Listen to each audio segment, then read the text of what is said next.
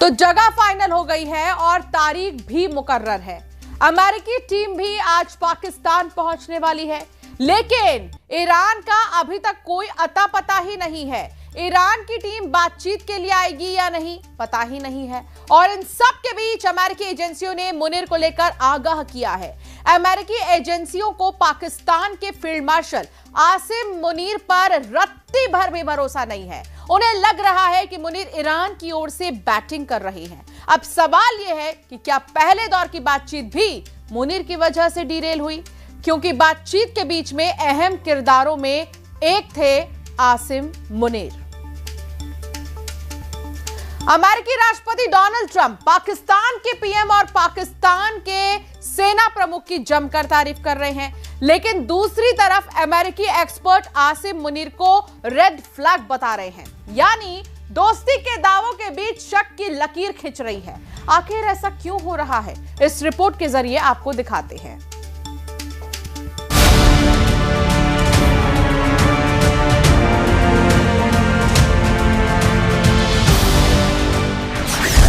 आसिम मुनीर को लेकर अमेरिका में अलर्ट।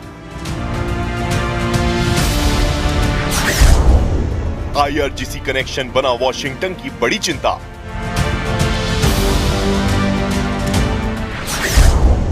मुनीर की भूमिका पर सवाल और सस्पेंस।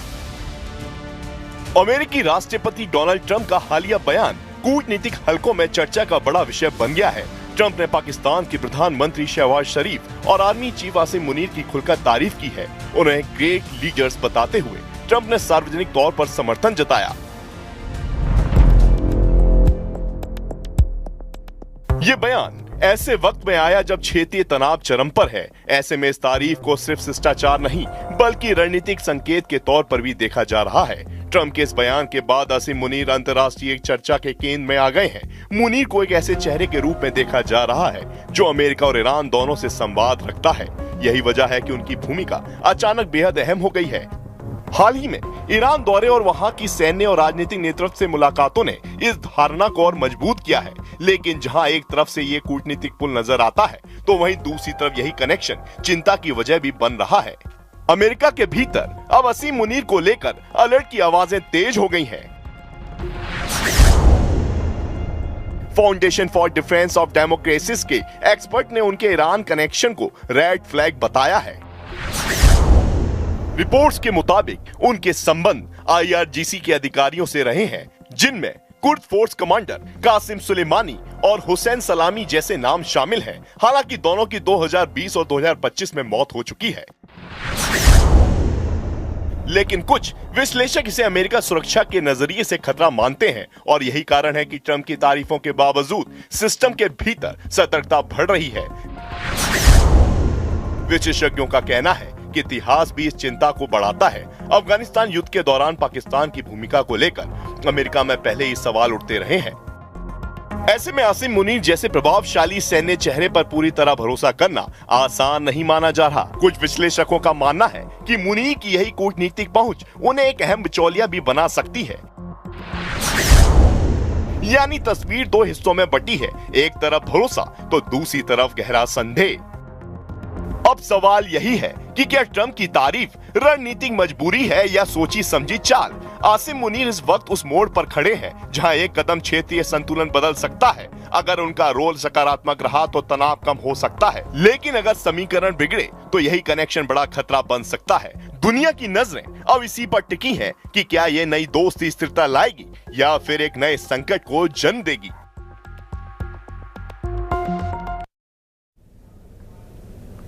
तो ईरान युद्ध अब ऐसे दौर में पहुंच चुका है जहां वार्ता से ज्यादा बारूदी बयान दिए जा रहे हैं। खबर तो यहां तक आ गई है कि ईरान भी आर पार के मूड में है और उसने हॉर्मुज में मौजूद अमेरिका के 16 युद्धपोत पर हमला करने की सीधी धमकी दी है। तो वहीं दूसरी तरफ राष्ट्रपति ट्रंप ने ऐलान कर दिया है कि अगर वार्ता फेल हुई तो हम ईरान का नॉमिनेशन नामो निशान मिटा देंगे।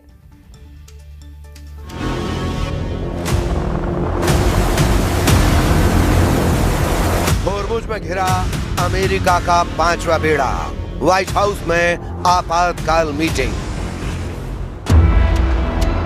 ईरान युद्ध वाकई में इतना ज्यादा खतरनाक हो चुका है जितना पहले कभी नहीं था।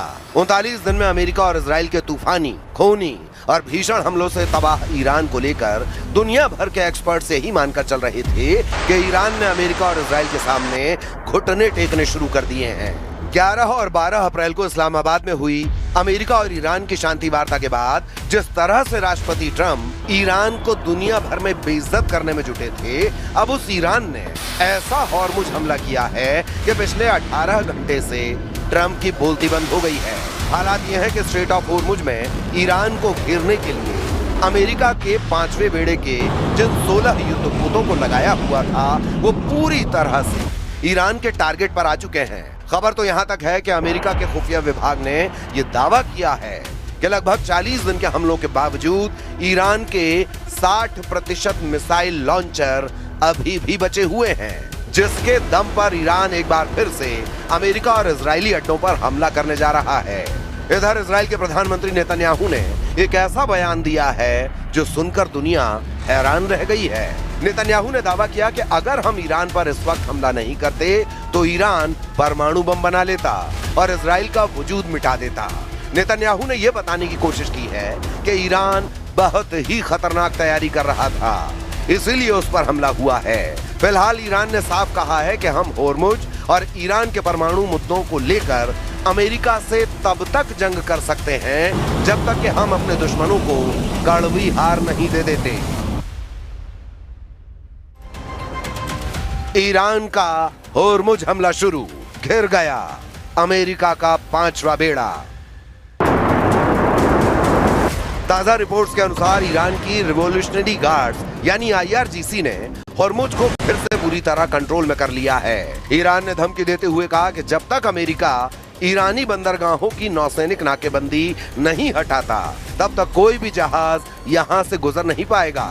इस वक्त अमेरिकी नौसेना के 5वें बेड़े ने ईरान के खिलाफ समंदर में 3 घेरे बना दिए हैं ताकि ईरान को घुटनों पर लाया जा सके। लेकिन ईरान ने अब ऐसा पलटवार किया है जिसकी कल्पना अमेरिका ने नहीं की थी।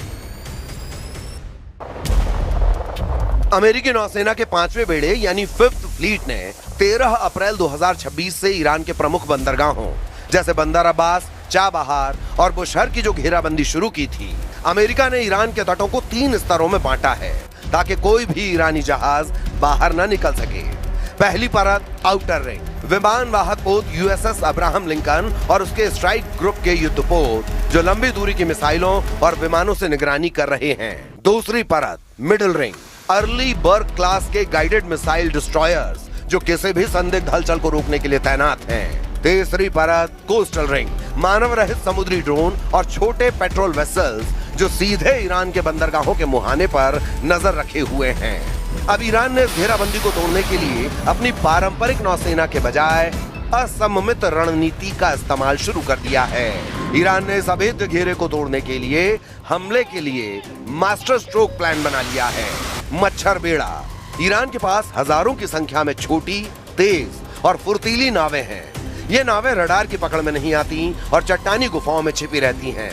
ये एक साथ झुंड में हमला करके अमेरिकी युद्धपोतों को उलझाने की ताकत रखती हैं। कामिकेज और मरीन ड्रोन, ईरान ने शाहिद जैसे आत्मघाती ड्रोन और पानी के नीचे चलने वाले मरीन ड्रोन का इस्तेमाल शुरू किया है जो सीधे युद्धपोतों के सबसे कमजोर हिस्से जैसे प्रोपेलर या हल से टकराकर उन्हें नुकसान पहुंचा सकते हैं। क्रूज और बैलिस्टिक मिसाइलें, खुफिया रिपोर्टों ISW के मुताबिक ईरान ने हाल ही में अपने मिसाइल साल्वों में क्रूज मिसाइलों की संख्या बढ़ाई है।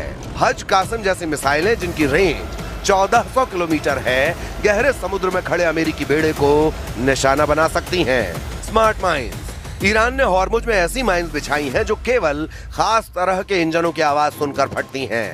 दावों के मुताबिक अमेरिकी सेंट्रल कमांड यानी सेंटकॉम ने जो 16 युद्धपोत ईरान को घेरने में लगाए वो अब ईरान के टारगेट पर आ चुके हैं और अब इसीलिए सिचुएशन रूम में ट्रंप ने टॉप कमांडर और जनरलों के साथ मीटिंग की है जिसमें ईरान पर बड़े हमले की तैयारी हो रही है। 60% मिसाइल लॉन्चर से हमले को तैयार ईरान।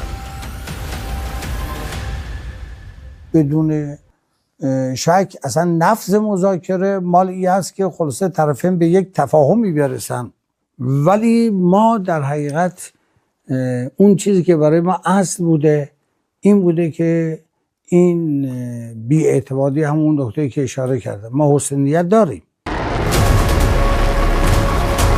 ईरान की नई धमकियों से साबित हो चुका है कि वो ट्रंप की बेतुकी शर्तों और दबाव के खिलाफ अब जंग को आखिरी विकल्प मानकर चल रहे हैं।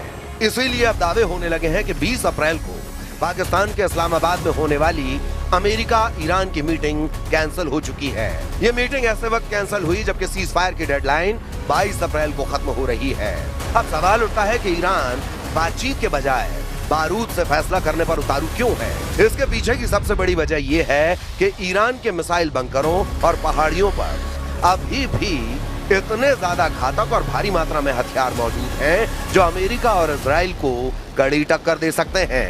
खुद अमेरिका के खुफिया विभाग के एक सूत्र के हवाले से अमेरिकी मीडिया CNN ने दावा किया है कि ईरान के पास अभी भी 60% मिसाइल लॉन्चर बचे हैं जो लंबा युद्ध लड़ने के लिए काफी हैं।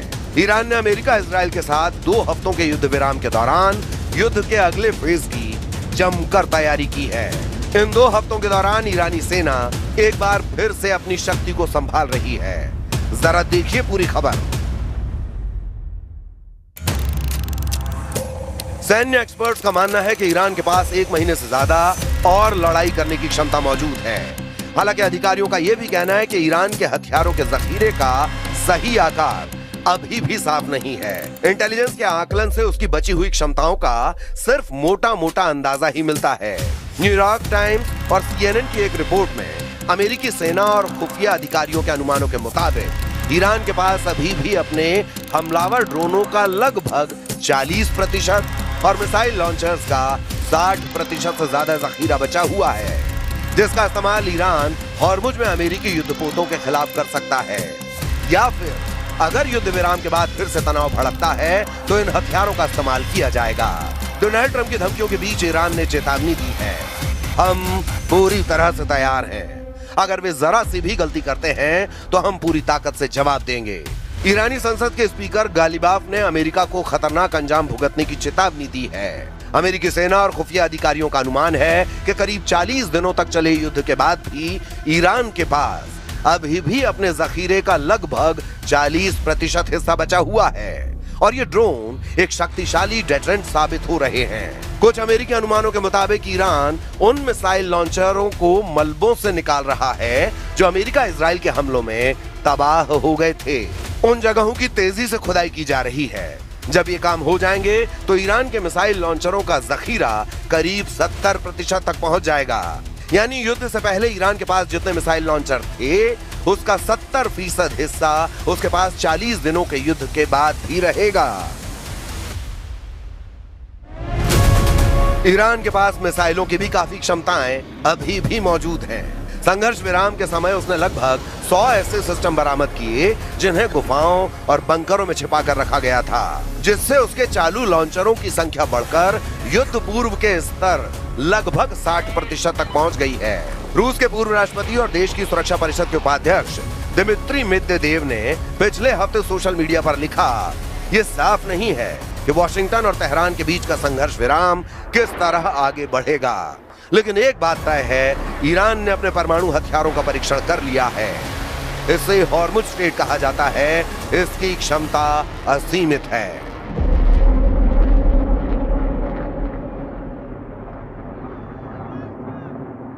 باید اون رویکرد گفتگوی خودشون رو از یک جانبه‌گری و روحیه‌ای که بخوان یه چیزی رو بر ما تحمیل بکنن از این دست بردارن و تجربه کردن که چنین چیزی اتفاق نمیفته. हॉर्मुज में लंबी जंग को तैयार ईरान, चीनी सैटेलाइट निशाना अमेरिकी अड्डे।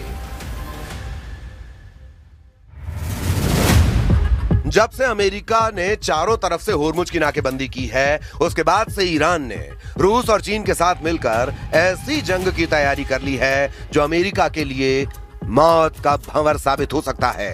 अमेरिका के साथ जंग में ईरान ने जितना खेला किया है उसमें चीनी सैटेलाइट का एक बहुत बड़ा हाथ सामने आया है। ईरान ने मौजूदा जंग के दौरान पूरे मिडिल ईस्ट में अमेरिका के सैन्य ठिकानों की पोजीशन को ट्रैक करने के लिए चीन के बने एक सैटेलाइट का इस्तेमाल किया।